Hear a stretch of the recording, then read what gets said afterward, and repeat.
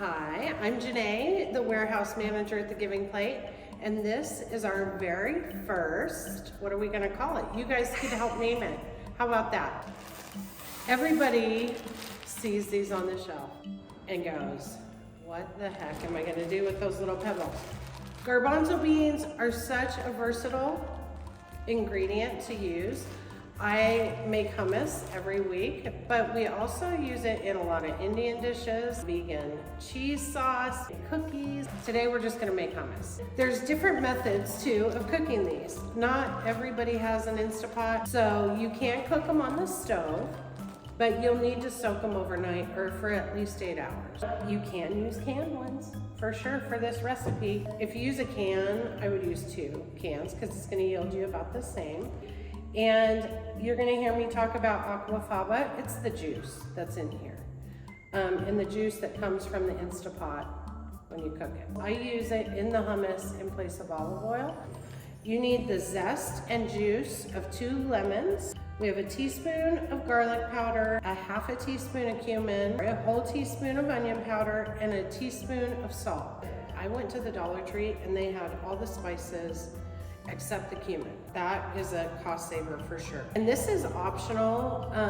You can put 1 to 2 tablespoons of tahini in it, and you are gonna use the juice from your chickpeas, which is aquafaba, instead of olive oil. So it's an oil-free recipe, it's super healthy, and it's great protein for you as well. So we're gonna get started. First, obviously you're not gonna use these hard little beans. You are going to cook them. I've outlined in the recipe the method for the canned ones, so for you to cook them on your stove at home. But I prefer the Instapot. It just makes them soft.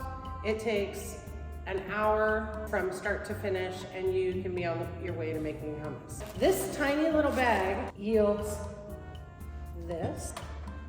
So that's a lot of chickpeas. We want to save the juice. So you drain them and save the juice. I'm going to spare you that mess in the kitchen. Let's get started making our hummus.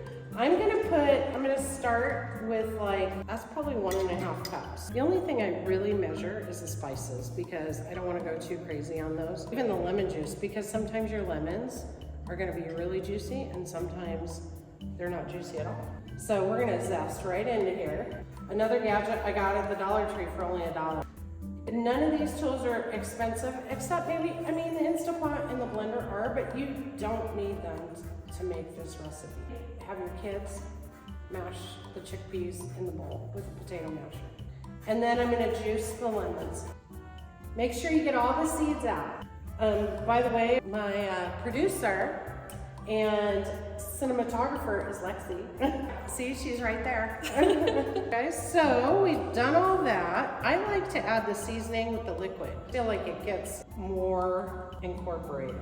And we're gonna start with that. I don't use a lot of salt, so my taste buds are kind of weird. Here's where the real mess happens. Also, they blend up better if they're warm. You know what else I've used is an immersion blender. They're like $20 you can buy. So I'm gonna start out like that. Get it going here. And this is gonna take a little bit of time. Oh, we're kind of getting there, I'll show you. It's starting to get there. Look, I forgot the tahini. I would have put this in the beginning, but it doesn't matter. I've never used this squeeze one, but we're gonna guesstimate 1.5 teaspoons. This is like the base recipe. That's better, much better.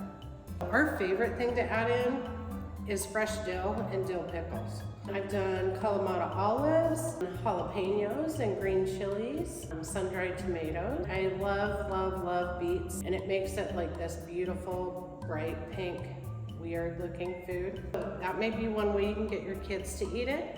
Instead of avocado toast, I have hummus toast with fresh tomatoes and sprouts, balsamic vinegar. It's really, really versatile. You can make a pasta sauce. I haven't tried that yet, but maybe we will. So you guys know that I love this recipe. There's just 2 people in my house and we eat this much twice a week.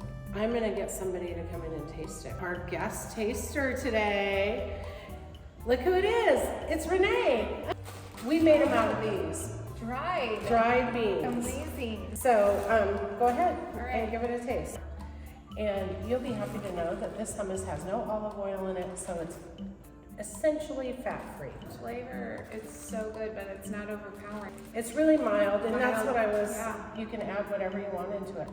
Jalapenos, it was really So good. do I get to take some home? Yeah, you can take some home. We're excited to share different recipes. So thank you, and happy cooking. Bye.